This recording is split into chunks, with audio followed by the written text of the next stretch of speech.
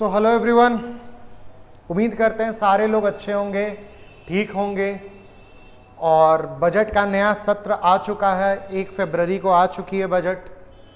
बहुत लोगों ने बजट पढ़ा होगा, देखा होगा, कुछ लोगों को समझ आया है, कुछ लोगों को नहीं आया है ना। तो आज हम लोग बेसिकली बजट के ऊपर थोड़ा सा शॉर्ट में, ब्रीफ में समझेंगे। बहुत लंबा नहीं जाना है, क्योंकि बहुत लोगों को रहता है सर लंबे में, डिटेल में उतना नहीं जाना है। छोटे छोटे जो इंपॉर्टेंट चीज़ें हैं उन चीज़ों के बारे में सर थोड़ा सा हमें बता दीजिए। तो आज बेसिकली हम लोग बजट की जब बातें करेंगे तो बजट में हम लोग देखेंगे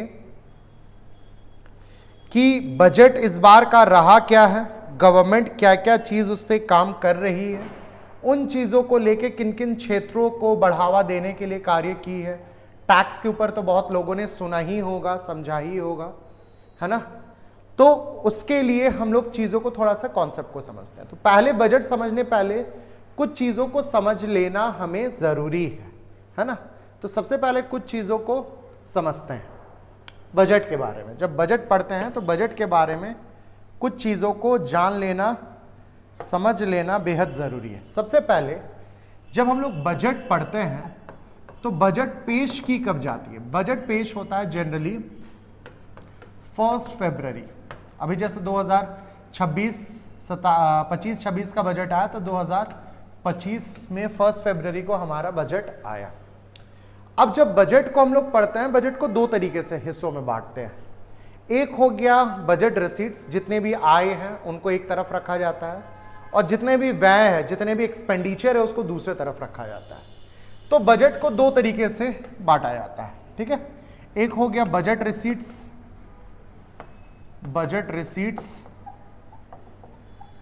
और एक तरफ हो गया बजट एक्सपेंडिचर, है ना। एक्सपेंडिचर का मतलब हो गया व्यय। अब बजट बनाता कौन है हमारे देश में? वित्त मंत्रालय, मिनिस्ट्री ऑफ फाइनेंस बनाती है, और 1 फरवरी को जो फाइनेंस मिनिस्टर होते हैं वो हमारे देश में बजट पेश करते हैं। तो ये तो बेसिक चीजें हैं जो सबको पता है। एक बजट डिपार्टमेंट होता है, मिनिस्ट्री ऑफ फाइनेंस। कोई भी मिनिस्ट्री, कोई भी मंत्रालय के अंतर्गत बहुत सारे डिपार्टमेंट होते हैं। उसमें से एक डिपार्टमेंट होता है जिसको हम लोग कहते हैं बजट डिपार्टमेंट। बजट डिपार्टमेंट का काम होता है इस पूरे बजट को तैयार करना, हर जगह से डेटा लेना, नंबर्स लेना, कहाँ किसकी कितनी ज़रूरत है, कहाँ कितना खर्च करना नहीं करना, हर डिपार्टमेंट को फंड एलोकेशन करना, वो सारा मेजर जो कार्य होता है वो बजट डिपार्टमेंट के द्वारा किया जाता है। तो पहले तो समझिए कि सर बजट रिसीट्स में होता है क्या है। रिसीट्स का मतलब यहाँ हम लोग समझ रहे हैं बजट आय के बारे में हम लोग बात कर रहे हैं बेसिकली। तो इस बार का जब हम बजट आय और बजट व्यय की बात करें तो इस बार का जो बजट बनाया गया, ये पहली बार हमारे देश में 50.65 लाख करोड़ का बजट है। 50,65,000 करोड़ का ये बजट पेश किया गया है, ठीक है। 50,65,000। तो इतने सालों में, पिछले 75-78 सालों में पहली बार था जो हमारा बजट 50 लाख के पार गया है।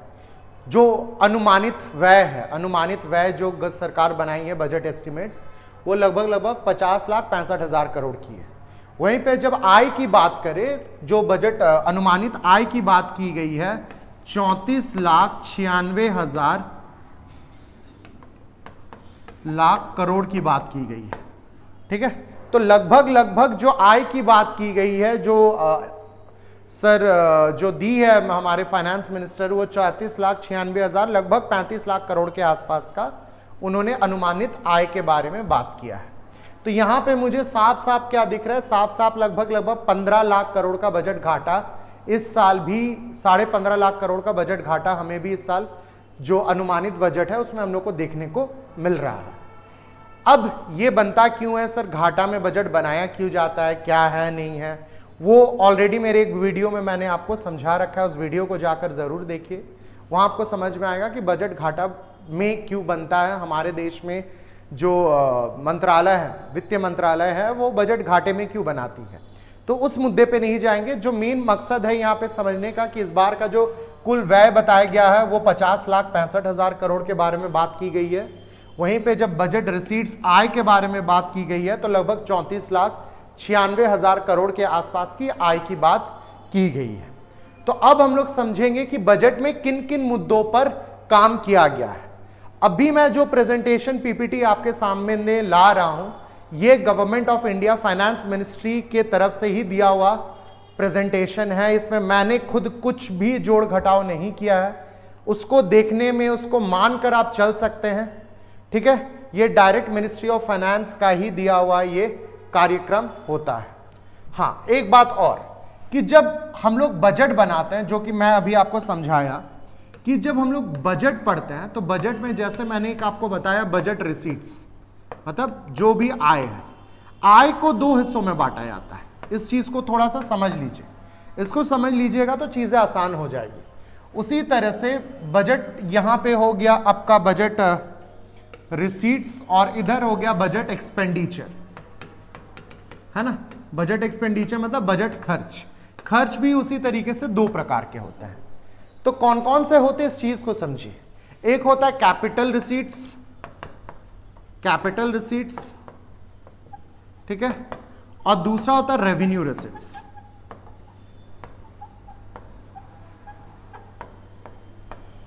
ठीक है, कैपिटल रिसीट्स मतलब कि पूंजीगत आय और रेवेन्यू रिसीट्स मतलब राजस्व आय।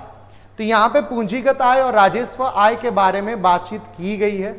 और वहीं पे एक्सपेंडिचर की भी बात करें तो वहां पे भी वही बनता है कैपिटल एक्सपेंडिचर, जिसको हम लोग कहते हैं पूंजीगत व्यय, और दूसरा हो गया रेवेन्यू एक्सपेंडिचर, जिसको हम लोग कहते हैं राजस्व व्यय। तो यहां राजस्व व्यय, पूंजीगत व्यय, ये कुल मिलाकर बजट व्यय के बारे में बात की जाती है। वहीं पे जब बजट रिसीट्स, बजट आय के बारे में हम लोग बात करते हैं, इनकम की बात करते हैं, तो इनकम को भी यहां दो हिस्सों में बांटा गया है, कैपिटल रिसीट्स और रेवेन्यू रिसीट्स। पूंजीगत आय और पूंजीगत व्यय, राजस्व आय और राजस्व व्यय।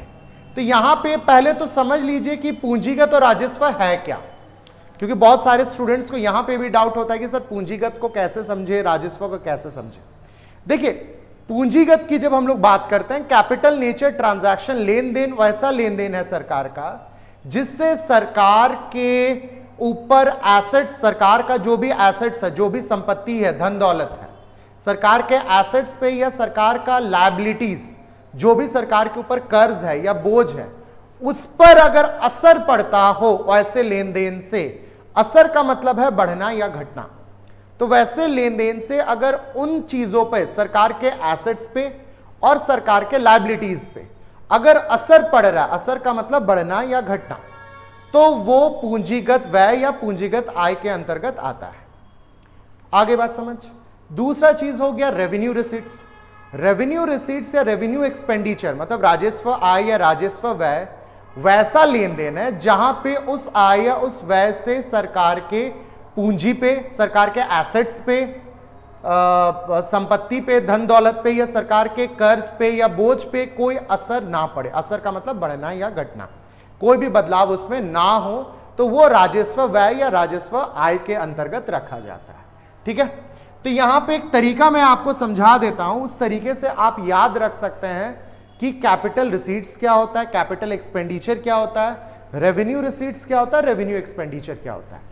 देखिए, कैपिटल रिसीट्स वो रिसीट्स है जिससे सरकार का लायबिलिटीज बढ़े।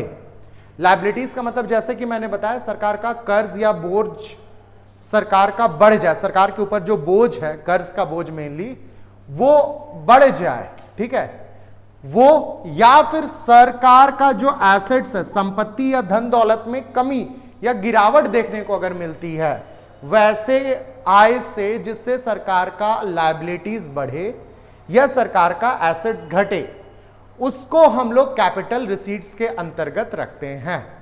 ठीक है, उसी तरीके से जब हम कैपिटल एक्सपेंडिचर की बात करते हैं, पूंजीगत व्यय की बात करते हैं, तो वैसा व्यय जिससे सरकार का लायबिलिटी, सरकार का कर्ज में कोई कमी देखने को मिले, गिरावट देखने को मिले, या सरकार के एसेट्स में कोई वृद्धि हमें देखने को मिले, इंक्रीज हमें देखने को मिले, जो भी सरकार का धन दौलत, जो भी पैसा पूंजी है, उसमें वृद्धि हमें देखने को मिले, तो वो कैपिटल एक्सपेंडिचर का हिस्सा होता है। अब कोई भी आय से अगर सरकार के एसेट्स पे या लायबिलिटीज पे कोई असर अगर नहीं पड़ रहा है तो वो रेवेन्यू रिसीट के अंतर्गत आता है। मतलब वैसा आय जिससे कि सरकार का लायबिलिटीज ना बढ़े, वैसा आय जिससे कि सरकार का एसेट्स ना घटे, तो उसको किसके अंतर्गत रखा जाएगा? राजस्व आय के अंतर्गत रखा जाएगा। ठीक है। उसी तरीके से जब हम रेवेन्यू एक्सपेंडिचर की बात करें तो रेवेन्यू एक्सपेंडिचर वैसा एक्सपेंडिचर जिससे कि ना ही सरकार का लायबिलिटीज घटे और ना ही सरकार का एसेट्स, धन दौलत, पूंजी संपत्ति में ना ही कोई वृद्धि हो, उसको रखा जाता है रेवेन्यू रिसीट्स एक्सपेंडिचर या पूंजीगत राजस्व व्यय के अंतर्गत रखा जाता है। तो इस चीज को आपको ध्यान रखना है बजट पढ़ते समय, देखते समय। जैसे बहुत सारी योजनाओं को सरकार चला रही है, तो इन योजनाओं पे सरकार जो खर्च करेगी उसको हम रेवेन्यू एक्सपेंडिचर के अंतर्गत रखते हैं। इन जनरली हम लोग देखते हैं बहुत सारा योजनाओं, बहुत सारे ऐसे खर्च जहां रोड बना रही है, कैपिटल एक्सपेंडिचर कर रही है, वो सारी चीजों के अंतर्गत अगर करेगी तो वो कैपिटल एक्सपेंडिचर का पार्ट होता है। तो उस तरीके से इन सारी चीजों को हम लोग समझते हैं, देखते हैं, जानते हैं। आगे बढ़ते हैं, देखते हैं कि इस बार का बजट में है क्या। ठीक है, इस बार के बजट में हमें क्या देखने को मिलता है। ठीक है,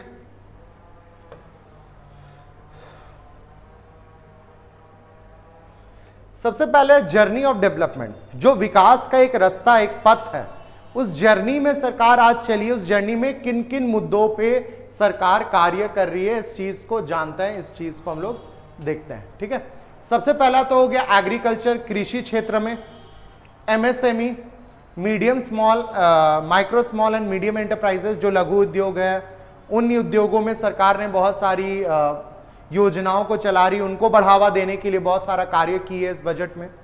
फिर इन्वेस्टमेंट, निवेश को बढ़ावा देने के लिए, हमारे देश में निवेश को कैसे बढ़ावा मिल सके, कैसे प्रोत्साहन किया जा सके, उन क्षेत्रों पे भी सरकार ने कार्य किया इस बजट में। और चौथा चीज, हमारे एक्सपोर्ट्स, हमारे निर्यात को भी बढ़ावा देने के लिए सरकार बड़े पैमाने पे काम कर रही है। ठीक है, यहां पे नीचे सरकार ने एक बहुत अच्छी चीज लिखी है, country is not a soil, a country is it's people.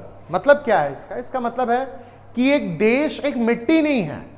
देश, जब हम भारत की बात करते हैं तो भारत एक सिर्फ मिट्टी और ये समुंदर और नदी और तालाब नहीं है। एक देश का मतलब होता है उसके लोग, उसके रहने वाले लोग। तो जब उनका विकास होता है तो एक देश का विकास होता है। तो ये बजट सरकार किसके लिए बनाई? इन देश के लोगों के लिए। और सबसे अच्छी चीज मैंने जो इस बजट में देखा है वो देखा कि इस बजट में सरकार ने खासकर मिडिल क्लास ग्रुप, मध्यवित्तीय जो परिवार है, लोग हैं, आय वाले लोग हैं, उनके लिए बहुत सारे अच्छे कार्य, खासकर टैक्सेस में बहुत सारा बदलाव देखने को हमें मिलता है। तो वो एक अच्छी चीज, हमें संकेत अच्छा देखने को मिलता है। तो यहां पे बात किसकी हो रही है? Fuel reforms, guiding spirit inclusively और डेस्टिनेशन विकसित भारत। तो बात इसकी किसकी की जा रही है? विकसित भारत की। ठीक है, कि डेस्टिनेशन जो है, जो हमारा आखिरी पड़ाव है, वो कि एक भारत को किस तरीके से हम विकसित बनाएं। क्योंकि हम लोग आज का डेट में जब हम लोग बातें करते हैं, हम लोग कहते हैं हम लोग एक डेवलपिंग नेशन है, बढ़ती हुई अर्थव्यवस्था है, आगे बढ़ती हुई अर्थव्यवस्था। ये एक पुराना शब्द है। आज का डेट में जो हम लोग शब्द का इस्तेमाल करते हैं वो करते हैं एमर्जिंग। याद रखिएगा, एमर्जिंग का मतलब होता है उभरता हुआ भारत,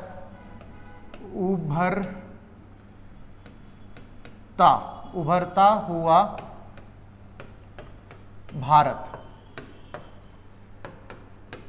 ठीक है, तो आज हम लोग बात करते हैं उभरता हुआ भारत। बढ़ता हुआ भारत की चर्चा पिछले 70-75 सालों में हम लोगों ने किया है। अब हम लोग जर्नी जो देख रहे हैं, अब जो रास्ता देख रहे हैं, जिस रास्ते पे चल रहे हैं, वहां पे एक भारत एक उभर रहा है पूरे विश्व के सामने।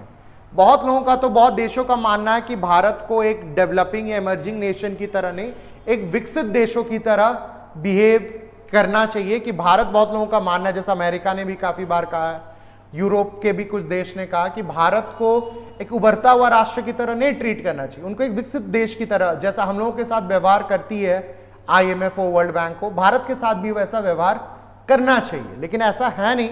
अब एक जर्नी जो है, ये रास्ता काफी लंबा है, लेकिन हम लोग अब उभरते हुए एक राष्ट्र की ओर बढ़ रहे हैं। तो उन चीजों के बारे में इस बजट में कहीं ना कहीं चर्चा किया गया है। ठीक है, चलिए अब एस्पिरेशन क्या है, सरकार का यहां पे सोच क्या है, सरकार क्या सपना देख रही है अपने भारत को लेकर, उन चीजों के बारे में, 5 चीजों के बारे में व्याख्या की गई है यहां पे। सबसे पहला है एक्सेलरेट ग्रोथ।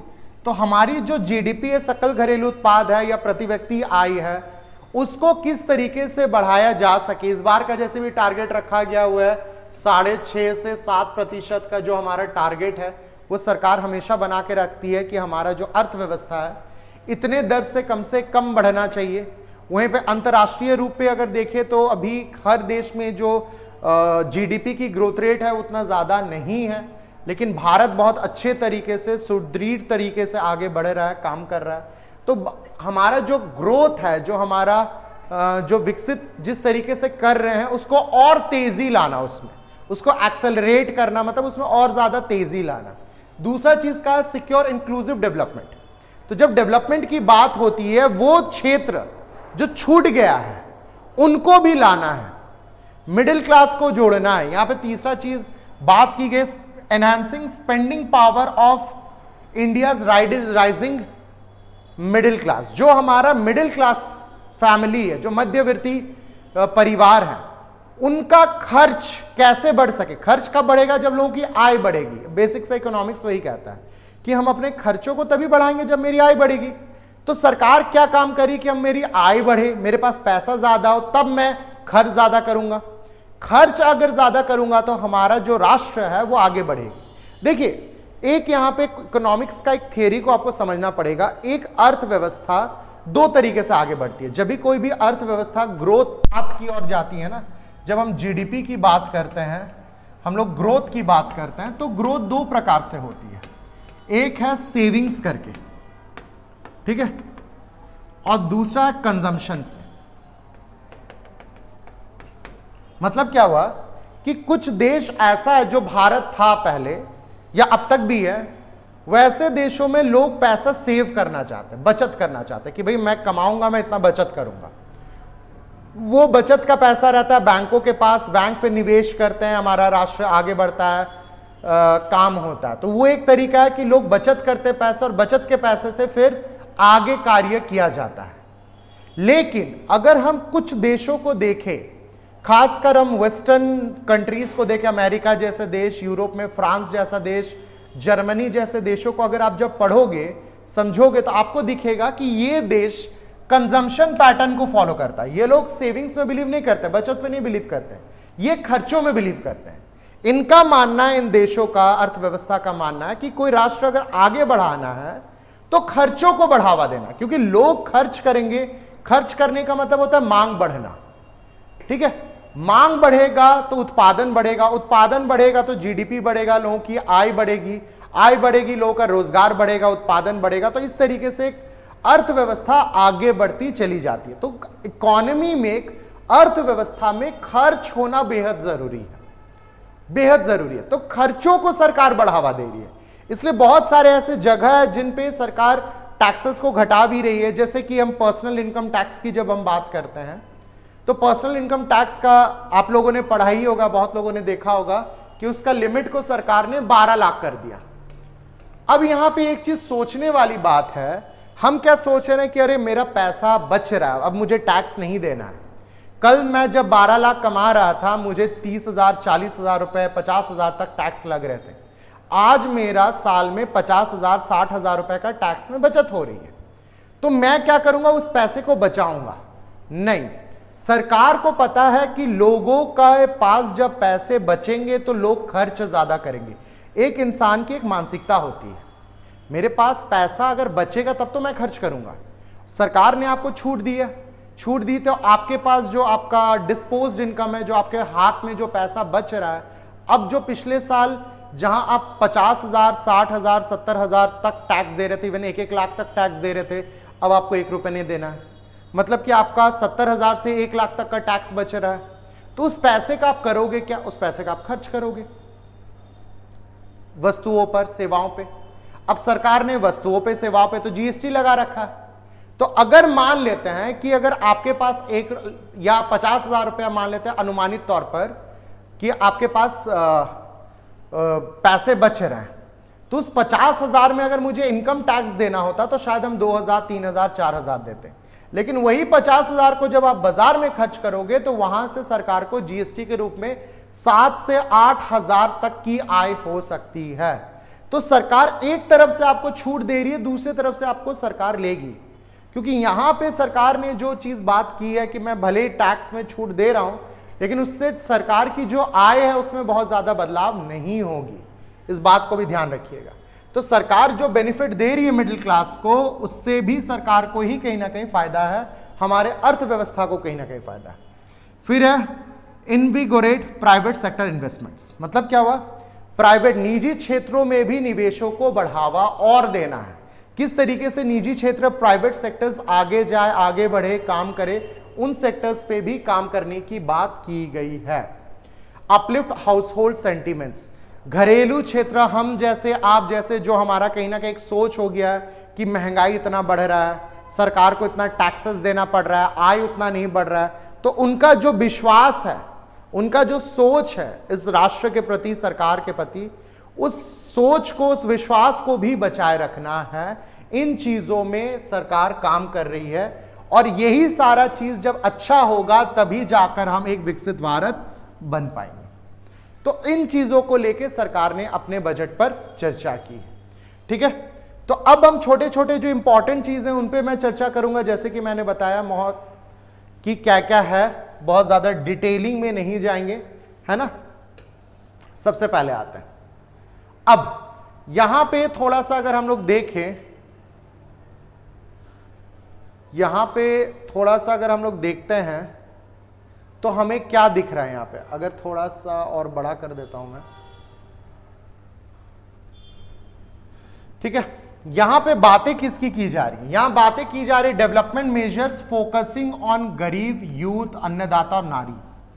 तो ये जो डेवलपमेंट, जो विकास की बात की गई, किनकी बात की गई? गरीब, जो हमारे देश में गरीबी रेखा के नीचे या जिनकी आय बहुत कम है, मतलब लोअर जो 40%, 30% जो हमारे देश का पॉपुलेशन है, यूथ, आज के डेट में जो यूथ जनरेशन है, जो यंग जनरेशन है, उनके लिए रोजगार पैदा करना, उनके बारे में सोचना।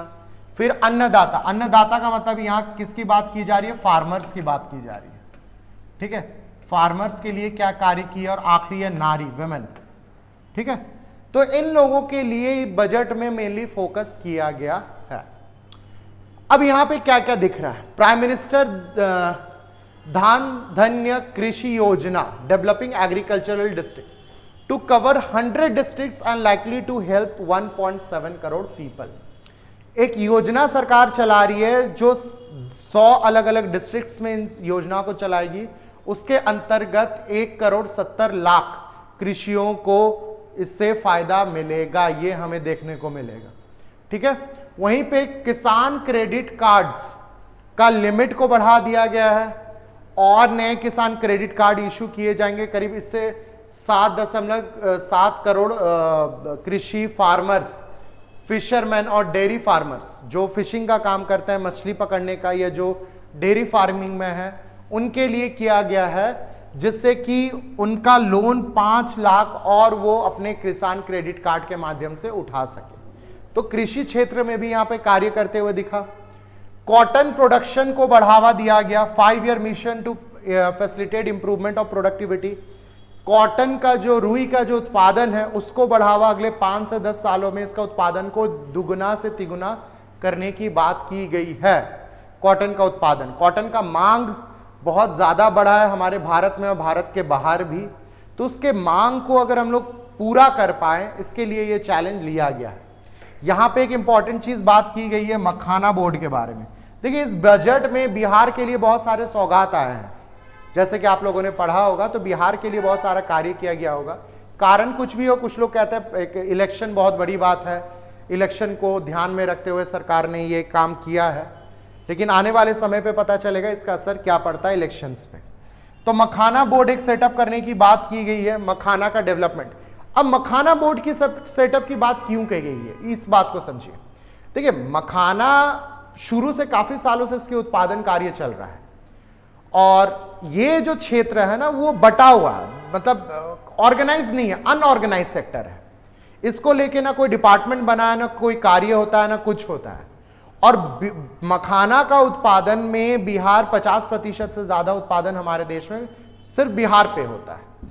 तो जब इतना ज्यादा उत्पादन हो रहा है और ये क्षेत्र पूरी तरीके से बटा हुआ है, कोई देखने वाला नहीं, कोई गाइड करने वाला नहीं, तो यहां पे सरकार ने एक मखाना बोर्ड का गठन किया है जो इसके उत्पादन को, इसके मार्केटिंग को और मखाना का उत्पादन को कैसे बढ़ावा मिल सके, कैसे राष्ट्रीय में अंतर्राष्ट्रीय बाजार में मखाना को ले जाया जा सके। क्योंकि पिछले 5-7 सालों में मखाना की जो मांग है वो राष्ट्रीय बाजार में बहुत ज्यादा बढ़ी है।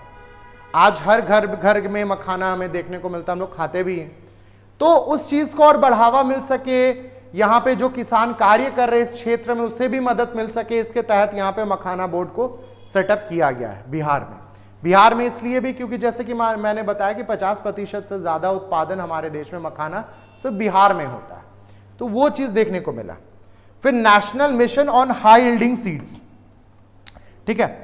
HYB सीड्स के बारे में तो हम लोग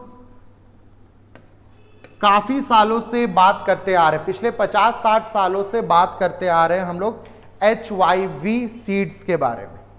लेकिन यहां पे किस चीज के बारे में बात किया गया, इसी HYB सीड्स को और अच्छे तरीके से डेवलप करना। इसका पर्पस क्या है, क्लाइमेट रेजिलेंस और पेस्ट रेजिस्टेंस।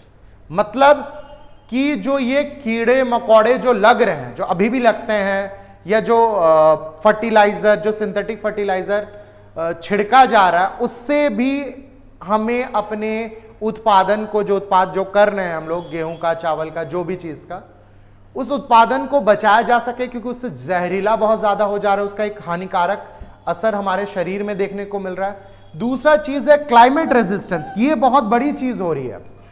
अब बोलोगे सर इसमें क्या बड़ा चीज है, देखिए पिछले 8-10 सालों में आपको भी पता है हमारे क्लाइमेट में, वातावरण में बहुत ज्यादा बदलाव आया है। जब बरसात होना चाहिए तब बारिश हो नहीं रही है, जितना ठंडा पड़ना चाहिए उतना पड़ नहीं रही है, गर्मी बढ़ रही है। तो जब क्लाइमेटिक कंडीशन में इतना बदलाव आ रहा है तो उसका असर सबसे ज्यादा हमें किस में देखने को मिल रहा है, हमारे कृषि में, हमारे उत्पादन में। तो हमें इस तरीके से HYB सीड्स को डेवलप करना है जिससे कि ये जो क्लाइमेट में बदलाव आ रहा है उसको वो झेल सके, क्लाइमेटिक रेजिस्टेंस हो सके। तो इस चीज पे भी सरकार ने ध्यान दिया है और इस क्षेत्र पे भी सरकार कार्य करने जा रहा है, ठीक है।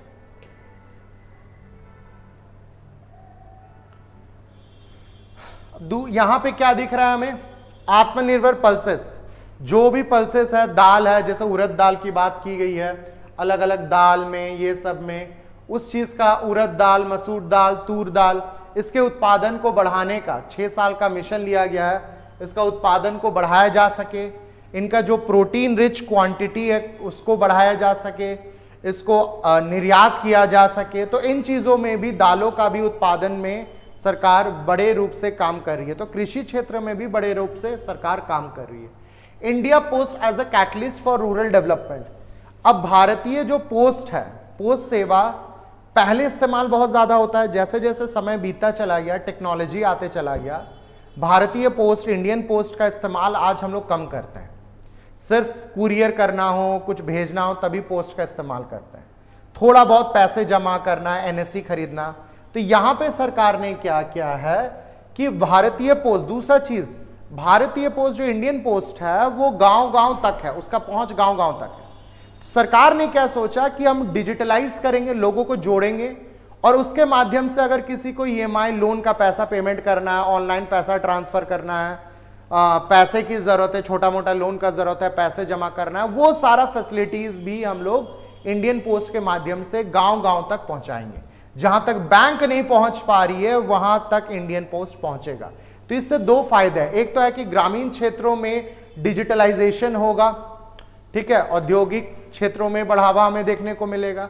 तीसरा जो इंपॉर्टेंट चीज है इसमें वो है कि हमारा जो इंडियन पोस्ट है, जो कहीं ना कहीं आज लॉस में चल रही है। आज लॉस के बारे में हम लोग बात करते हैं कि इनकी आर्थिक स्थिति इस क्षेत्र में बहुत अच्छी नहीं है, ठीक है, आर्थिक स्थिति यहाँ पे बहुत अच्छी नहीं है, उनकी भी आर्थिक स्थिति थोड़ी अच्छी होगी जब लोग जुड़ेंगे। तो ये सारे चीजों पे यहां वार्तालाप की गई है। अब देखिए यहां पे एमएसएमई और मेक इन इंडिया को भी बढ़ावा दिया गया, लघु और छोटे उद्यमियों को भी बढ़ावा दिया गया है। उसको बढ़ावा देने के लिए सरकार ने बहुत सारे कार्य कर चला रहे हैं, बहुत सारे कार्य कर रहे हैं। यहाँ पे क्रेडिट कार्ड दिया जा रहा है माइक्रो एंटरप्राइज, 10 लाख कार्ड इसमें इशू किया जाएगा और इस क्रेडिट कार्ड के माध्यम से ये जो छोटे छोटे जो घरेलू जो उद्योग कर रहे हैं लोग, उनको और 5 लाख तक का लोन एक्स्ट्रा वो बाजार से उठा सकते हैं। तो पहली बार में नया 10 लाख और क्रेडिट कार्ड को सरकार इशू करने जा रही है, ठीक है। जो पहली बार एंटरप्रेन्योर बन रहे हैं, जो फर्स्ट टाइम एंटरप्रेन्योर्स है, मतलब जो पहली बार बिजनेस कर रहे हैं, बिजनेस की दुनिया में आ रहे हैं, उनको भी बहुत सारा मदद सरकार देना जा रही है। यहाँ पे एक शॉर्ट टर्म लोन दिया जा रहा है 2 करोड़ तक का अगले 5 साल के लिए, ठीक है, 2 करोड़ तक। ऐसे 5 लाख एंटरप्रेन्योर होंगे, बिजनेस होंगे जो पहली बार आ रहे हैं, ऐसे 5 लाख लोगों को इससे फायदा होगा। 2 करोड़ तक का आपको लोन आसानी तौर से मिल जाएगा, जिसका लिमिट पहले 1 करोड़ था, बढ़ाकर सरकार ने 2 करोड़ की है। तो वो भी एक बदलाव हमें देखने को मिलेगा। उत्पादन क्षेत्र में अगर देखें, मैन्युफैक्चरिंग सेक्टर में ईज ऑफ डूइंग बिजनेस के बारे में बात की गई है कि बिजनेस को कैसे आसान बनाया जाए, विदेशी निवेशक कैसे हमारे देश में आए, और बिजनेस में जो उत्पादन कार्य हो रहा है उसमें लागत को कैसे कम किया जाए, कॉस्ट को कैसे कम किया जाए, ठीक है। टेक्नोलॉजी का इस्तेमाल के बारे में बात की गई है। जो भी वस्तुओं का उत्पादन हो रहा है उसके क्वालिटी, गुणवत्ता को भी बढ़ाने की बात की गई है इसमें। अच्छा टेक्नोलॉजी से, एक तो टेक्नोलॉजी का इस्तेमाल सही हो और इससे हमारा जो इकोलॉजी हो, हमारा जो एनवायरनमेंट हो, आसपास के जो नेचर है वो बचा रहे, पॉल्यूशन ना बढ़े। तो इन चीजों में कार्य करने को सरकार ध्यान दे रही है। लेबर इंटेंसिव सेक्टर जैसे लेदर सेक्टर, फुटवेयर, जूता, चमड़े का जो उद्यमी लोग हैं, उनको भी बढ़ावा देने के लिए सरकार कार्य कर रही है। यहाँ पे 22 लाख लोगों को इससे फायदा होगा और 4 लाख करोड़ ये क्षेत्र हर साल बिजनेस करती है, ठीक है, जिसमें से 1,10,000 करोड़ का तो हम लोग सिर्फ निर्यात करते हैं लेदर इंडस्ट्री में और फुटवेयर इंडस्ट्री में, ठीक है। तो इस क्षेत्र में भी सरकार कार्य कर रही है, इनकी भी स्थिति को सुधारा जा सके, स्किल डेवलपमेंट में कार्य किया जा सके, है ना। मेड इन इंडिया फुटवेयर को बढ़ावा दिया गया है। वैसे ब्रांड्स, वैसे कंपनियां जो भारत में अगर उत्पादन कर रही है उसको बहुत ज्यादा सरकार बढ़ावा देने पे कार्य कर रही है, ठीक है। अब ये चीज इंपॉर्टेंट है कोई भी कंपटीशन के पर्पज से, ध्यान रखिएगा। यहां पे क्या देखने को मिल रहा है, यहां पे जो एमएसएमई का जो लिमिट है इसमें बहुत बड़ा बदलाव देखने को मिला है, ठीक है, ध्यान रखिएगा। इसमें क्या बदलाव हमें देखने को मिल रहा है, माइक्रो इंडस्ट्री में पहले जो निवेश का जो मिनिमम 1 करोड़ था उसको सरकार ने बढ़ाकर 2.5 करोड़ किया है। वहीं पे स्मॉल इंडस्ट्री में जो निवेश 10 करोड़ था उसको बढ़ाकर की है 25 करोड़, और मीडियम इंडस्ट्री में जहां 50 करोड़ था उसको बढ़ाकर की है सरकार ने 125 करोड़। वहीं पे जब हम लोग टर्नओवर की कितने का बिजनेस कर रहे हैं, वो कितने का लेन देन, कितने का बिजनेस हो रहा है, उस हिसाब से माइक्रो इंडस्ट्री में पहले जो 5 करोड़ था उसको बढ़ाकर 10, स्मॉल में 50 को बढ़ाकर 100 और मीडियम में 250 से बढ़ाकर 500 करोड़ तक किया गया। इससे क्या होगा, इससे बहुत सारे ऐसे बिजनेसेस हैं, मतलब व्यापार है, वो एमएसएमई के अंतर्गत आ जाएगा, ठीक है। वहीं पे एक्सपोर्ट करने वाला वैसा एमएसएमई जो निर्यात क्षेत्र में कार्य कर रही है उसको 20 करोड़ का अतिरिक्त लोन देने की भी बात की गई है, 20 करोड़ तक का अतिरिक्त लोन देने की भी बात की गई है। तो एमएसएमई क्षेत्र में भी यहां पे भी एक बहुत बड़ा बदलाव आपको देखने को मिल रहा है, ठीक है।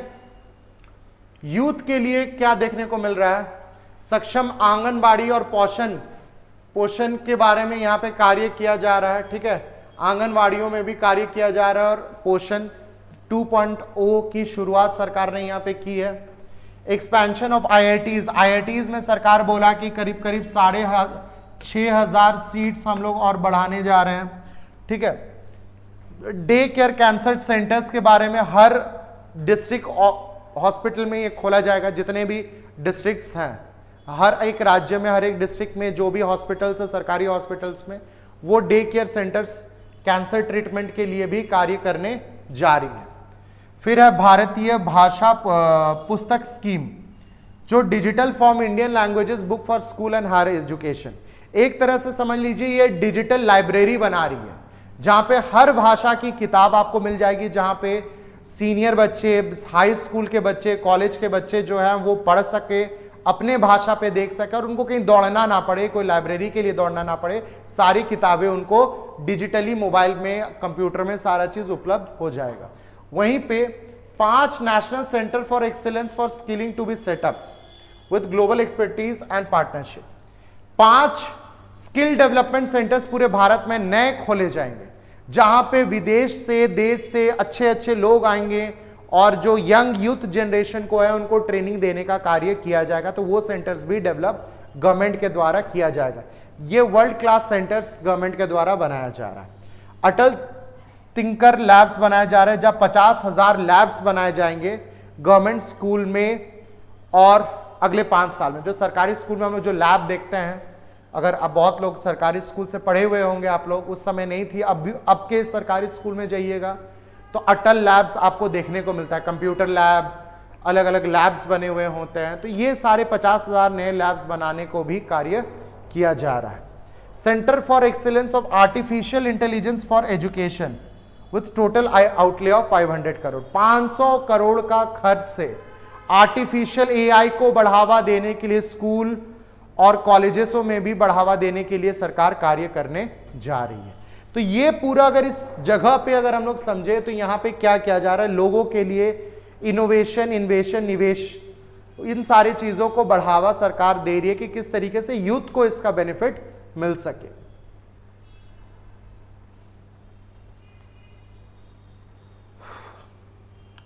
अब आगे बढ़िए, supporting states for infrastructure with outlay of 1.5 lakh crore, 50 साल का interest free loan, capital expenditure, incentive of reform. यहां पे कैपिटल एक्सपेंडिचर जिसको हम बोलते हैं, जैसे मैंने आपको समझाया था इससे पहले शुरुआत में ही, पूंजीगत व्यय के तहत सरकार 1.5 लाख करोड़ रुपया इंफ्रास्ट्रक्चर डेवलपमेंट के लिए 50 साल तक बिना इंटरेस्ट का लोन देने जाएगी।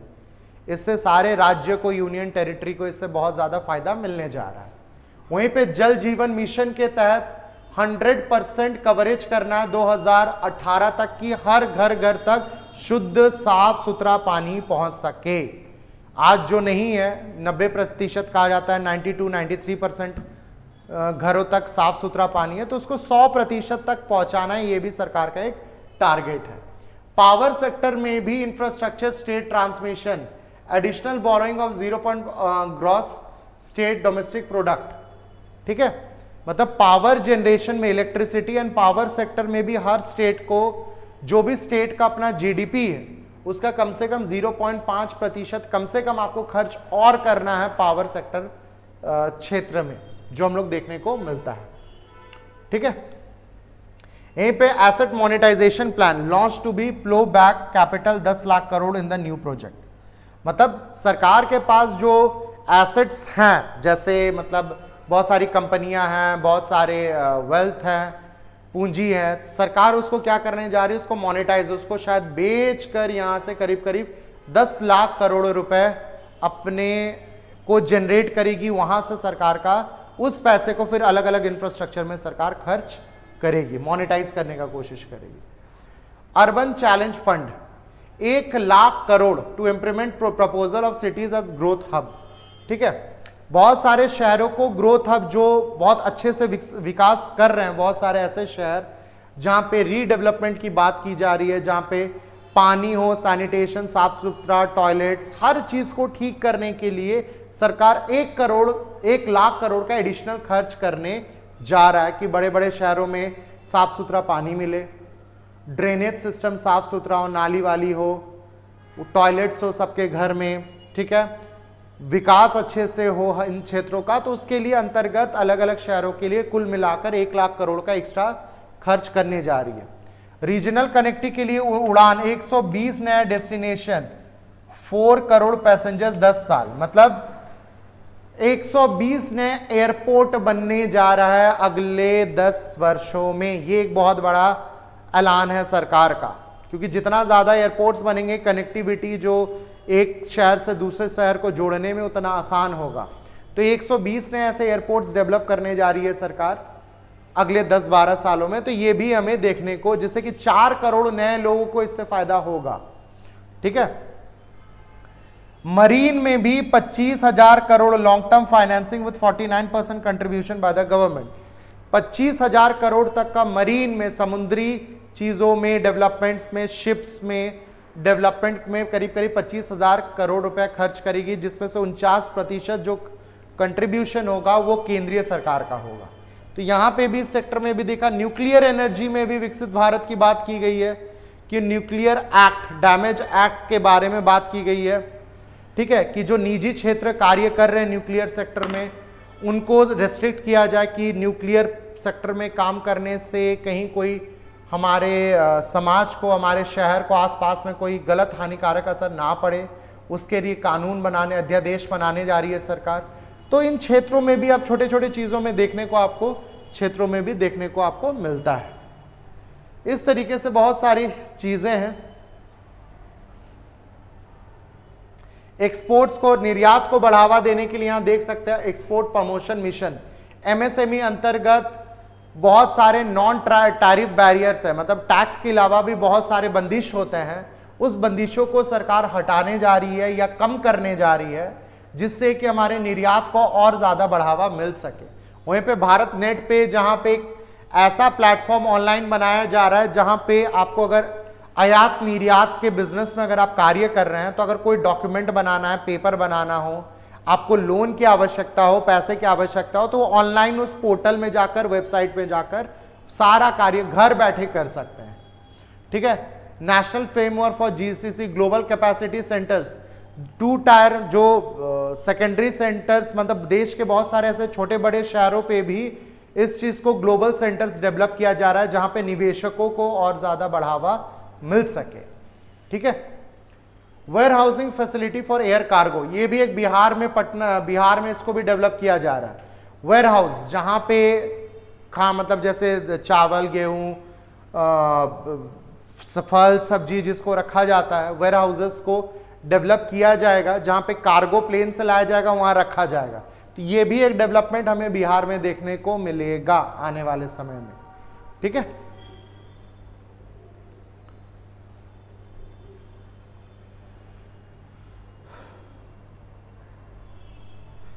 टैक्स रिफॉर्म्स की बात करें तो नया टैक्स बिल सरकार ने लाया है। यहां पे आप साफ साफ देख सकते हैं बहुत सारे डायरेक्ट टैक्सेस में बदलाव आया जा रहा है और नया टैक्स बिल सरकार पेश की है। टैक्स के बारे में बहुत लोगों को पता ही होगा, तो इसके बारे में बहुत ज़्यादा हम अंतर में नहीं जाएंगे कि 12 लाख तक टैक्स फ्री की जाएगी। बहुत सारे क्षेत्रों में इसका बेनिफिट मिलेगा। मध्यवर्ती फैमिलियों को भी इसका बेनिफिट हमें साफ साफ देखने को मिलेगा। ठीक है। कस्टम टैरिफ, कस्टम ड्यूटी का मतलब क्या होता है कि जब कोई विदेश से हम लोग सामान मंगवाते हैं उसमें कस्टम्स लगते हैं। ठीक है। तो ऐसे करीब करीब 7 टैरिफ्स हैं, कस्टम्स है, जिसको हटाया जा रहा है गवर्नमेंट के द्वारा, जिससे निर्यात थोड़ा सस्ता, आयात थोड़ा सस्ता हो, है ना, आयात थोड़ा सस्ता हो। एक से ज्यादा सरचार्ज या सेस का मतलब होता है एक तरह का टैक्स होता है जो कोई पर्टिकुलर पर्पस के लिए लगाया जाता है, मतलब कोई एक तरह का टैक्स होता है। उस टैक्स से जो पैसा आएगा वो उसी चीज के लिए कार्य में खर्च होगा। जैसा उदाहरण के तौर पे मैं कह रहा हूं एजुकेशन सेस। एजुकेशन सेस का मतलब होता है वो सरकार जो सेस आपसे ले रही है, एक प्रकार का टैक्स, वो पैसा एजुकेशन सेस को, एजुकेशन सेक्टर को ही बढ़ावा देने में वो पैसे को खर्च किया जाएगा, उसको सेस बोलते हैं। एक स्पेशल पर्पस के लिए जब सरकार टैक्स लेती है, तो सेस हो या सरचार्ज हो, सरकार यहां पे कोशिश कर रही है कि एक से ज्यादा सेस या सरचार्ज कोई भी वस्तु पे ना लगाया जाए। ठीक है। Duty of incidence most items lower, बहुत सारे चीजों में ड्यूटी को खत्म किया जा रहा है। ठीक है, कि ड्यूटी एक तरह का टैक्स ही होता है, टैक्स और ड्यूटी में थोड़े अंतर होते हैं, मैं कभी समझाऊंगा। बहुत लोग सोचते हैं कि टैक्स और ड्यूटी सेम है, सेम चीज नहीं है, थोड़ा सा दोनों में डिफरेंस है। ठीक है, टैक्स कोई कार्य हो ना हो लेकिन हम टैक्स दे सकते हैं, लेकिन ड्यूटी जब तक वो कार्य कंप्लीट ना हो तब तक उसमें कभी भी ड्यूटी नहीं लगता है। तो उसको मैं कभी ड्यूटी को एक्सप्लेन करूंगा आपको डिटेल में। ठीक है, यहां पे फिर इलेक्ट्रॉनिक प्रोडक्ट्स को उसका उत्पादन का बढ़ावा देने के लिए बहुत सारे टैक्स छूट सरकार के तरफ से दिए जा रहे हैं। हैंडीक्राफ्ट इंडस्ट्री को भी बढ़ावा देने के लिए सरकार कार्य कर रही है, उन चीजों के बारे में यहां पे बताया गया। उसके अलावा बहुत सारे ऐसे मेडिसिन है, दवाइयां हैं जो लाइफ सेविंग ड्रग्स है, उनको पे भी बहुत सारा छूट दिया जा रहा है, जो बाहर से हम लोग आयात करते हैं। बहुत सारे ऐसे 36 ऐसे मेडिसिन है, दवाइयां हैं जो हमारे जिंदगी को बचाने में कार्य करती है, मदद करती है, उसमें भी सरकार टैक्स से हटा रही है उनको। ठीक है, एग्जेम्प्ट किया जा रहा है। 6 ऐसे मेडिसिन है जिसमें सिर्फ और सिर्फ 5% ड्यूटी लगेगा। 37 ऐसे मेडिसिन है और पेशेंट असिस्टेंट प्रोग्राम है जिसको भी लिस्ट से हटाया गया है। तो जो लोग दवाई के भरोसे हैं, बहुत लोगों को जरूरत पड़ती है ऐसी दवाइयों की अलग अलग बीमारियों में, उनको थोड़ा सा उनके लिए दवाइयां, कुछ ऐसी जरूरी दवाइयां हैं जो सस्ता होने जा रहा है। तो ये बेनिफिट यहां पे भी हमें देखने को मिलता है। ठीक है, चलिए ये देखिए डायरेक्ट टैक्स को थोड़ा सा समझिए। डायरेक्ट टैक्स का इस बार जो स्लैब है वो सरकार चेंज की है। क्या की है, अगर 0 से लेकर 4 लाख तक की अगर आपकी सालाना आय है तो उसमें कोई टैक्स नहीं लगेगा।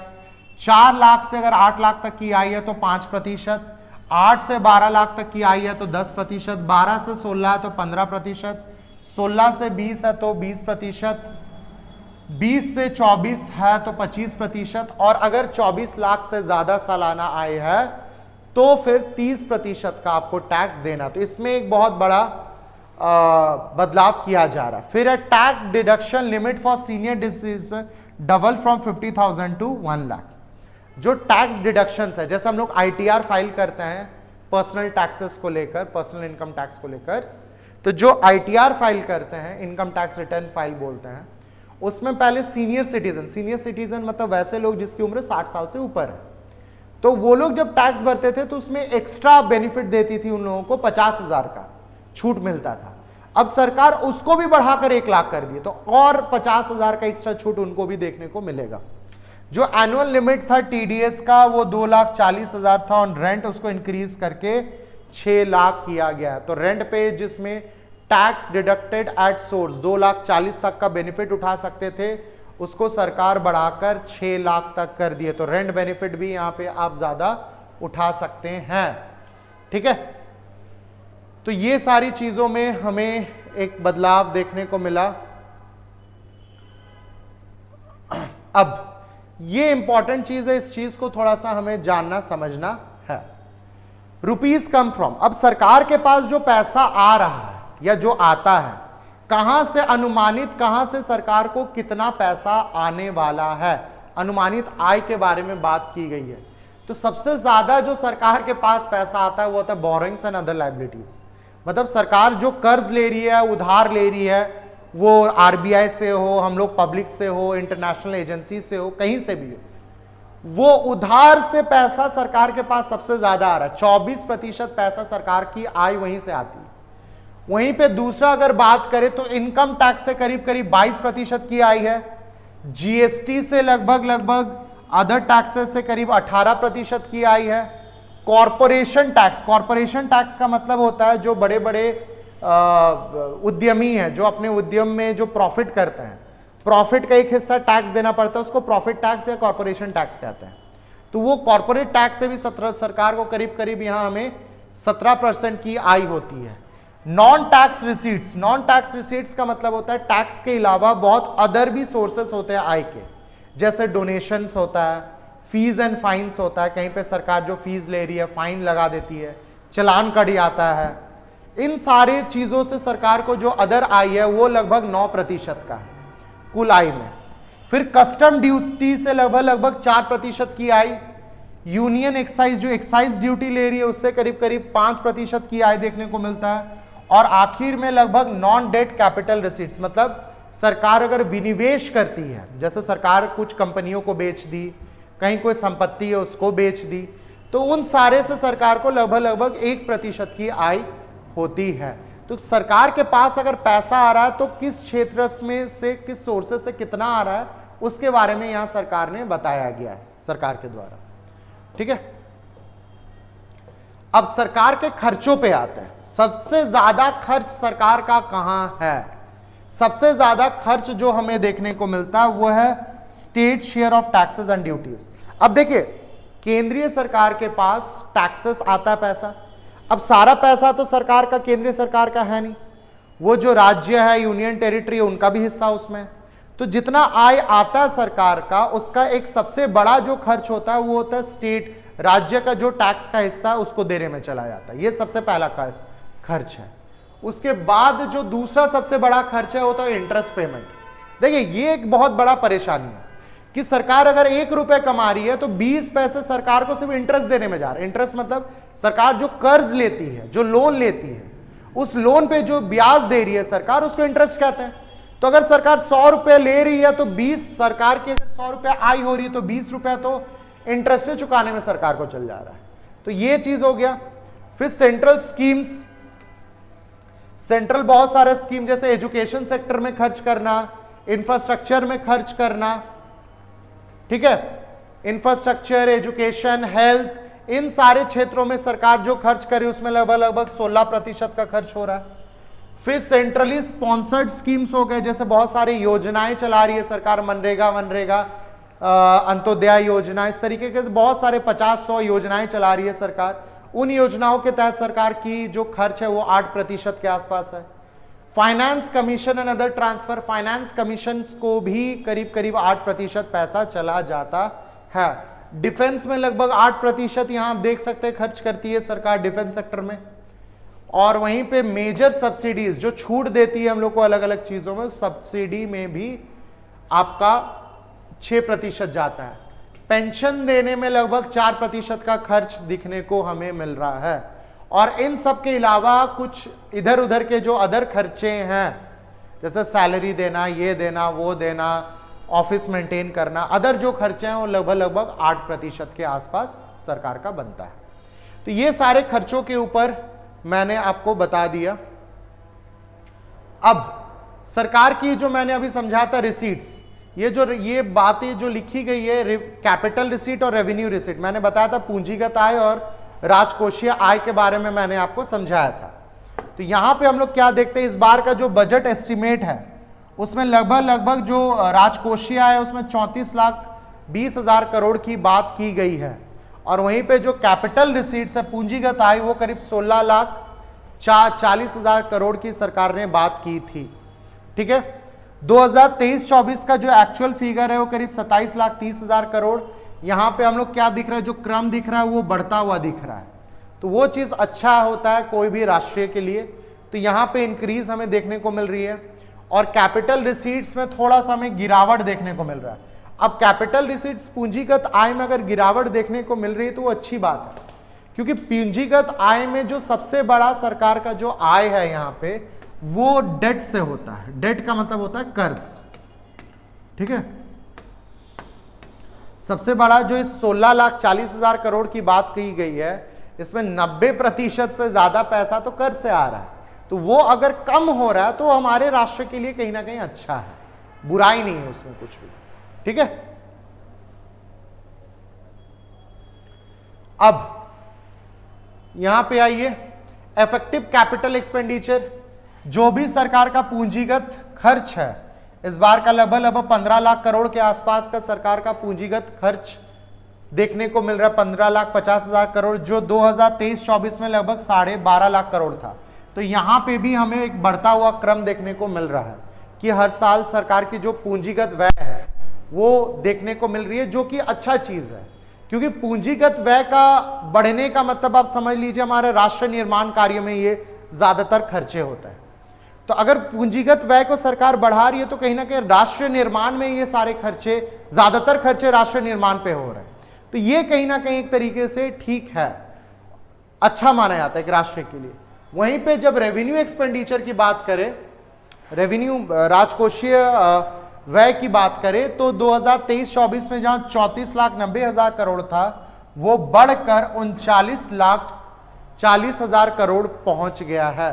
तो रेवेन्यू एक्सपेंडिचर पूंजीगत जो व्यय है, राजकोषीय व्यय है, इसमें भी एक बहुत बड़ा छलांग हमें देखने को मिलता है, विच इज गुड। कोई ऐसा खास बुराई नहीं है। और समय के साथ साथ खर्चे बढ़ते हैं, लेकिन ये खर्चे में बढ़ने का मेजर कारण क्या हो जाता है कि इंटरेस्ट हो जाता है, जो कि सही चीज नहीं है। एक सब्सिडी हो जाता है, वो भी कहीं ना कहीं सब्सिडी सही नहीं है। उसके बाद आपका हो गया पेंशन, ठीक है। ये खर्च वैसे खर्च है जिसमें राष्ट्र निर्माण का कोई कार्य हो नहीं रहा। तो परेशानी कहीं ना कहीं रेवेन्यू एक्सपेंडिचर में, राजकोषीय व्यय में ये सारी चीजें देखने को हमें मिलती, ठीक है। डेफिसिट्स की यहां पे बात करें, फिस्कल डेफिसिट, राजस्व जो घाटा जिसको हम लोग बोलते हैं, राजस्व घाटा पहले 2021-22 में 6.7% था, जो घटते घटते देख रहे हैं 4.2% तक आ पहुंचा है। जहां राजकोषीय घाटा पहले 4.4% था, घटकर अनुमानित जो राजकोषीय घाटा है वो 1.5% है। इफेक्टिव रेवेन्यू डेफिसिट जो 3.3% था, घटकर 0.3% तक आ पहुंचा है।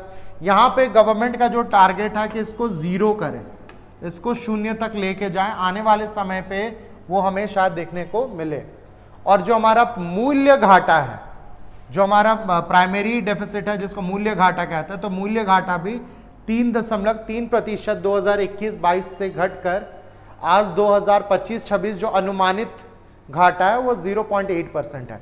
तो जितने भी तरह के घाटा देखने को मिल रही है, सब में आपको गिरता हुआ एक ट्रेंड देखने को मिल रहा है। तो कहीं ना कहीं ये हमारे अर्थव्यवस्था के लिए अच्छा है, सरकार के लिए अच्छा। अगर घाटा में अगर कमी आ रही है सरकार का, वो एक अच्छा चीज एक अर्थव्यवस्था के लिए हमेशा से माना जाता है, ठीक है।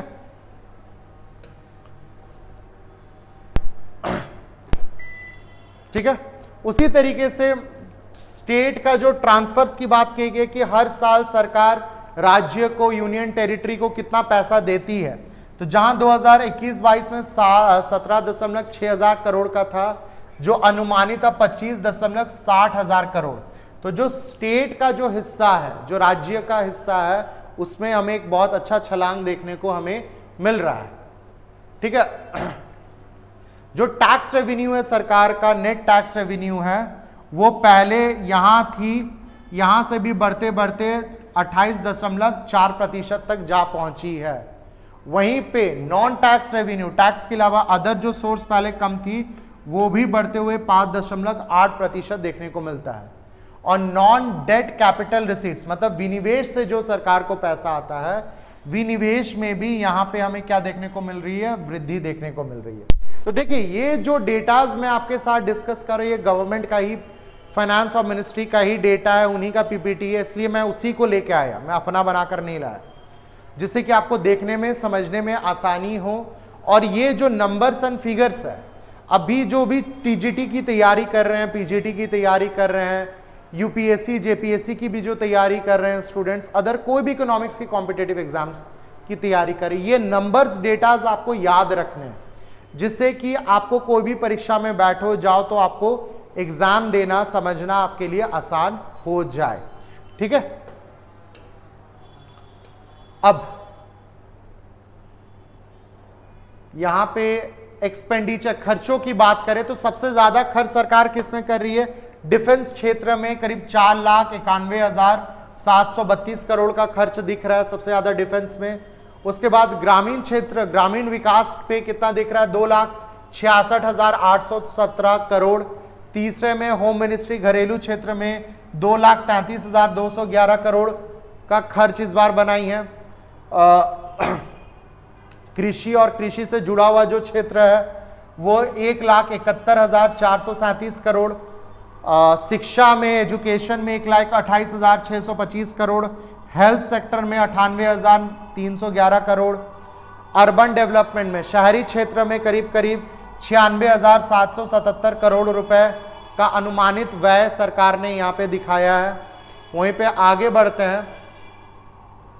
आईटी सेक्टर में इंफॉर्मेशन टेक्नोलॉजी और टेलीकॉम में भी 95,298 करोड़, एनर्जी सेक्टर में भी 81,174 करोड़, बिजनेस में उद्यम क्षेत्र में उत्पादन क्षेत्र के लिए 65,553 करोड़ का व्यय, सोशल वेलफेयर में 60,000 करोड़ और साइंस डेवलपमेंट में डिपार्टमेंट में 55,679 करोड़ रुपए का खर्च हमें देखने को मिलता है। तो ये अलग अलग क्षेत्रों में अलग अलग तरीके से सरकार ने किया है।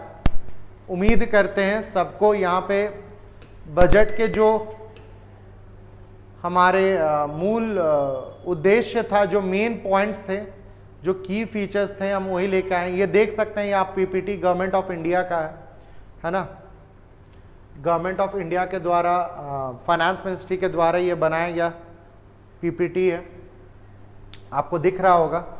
तो बहुत सारी चीज़ें हैं बजट में डीपली जानने का, जो मेजर पार्ट है, इंपॉर्टेंट पार्ट्स है कि कहाँ कितना सरकार ने खर्च की, कहाँ क्या की, कैसे की।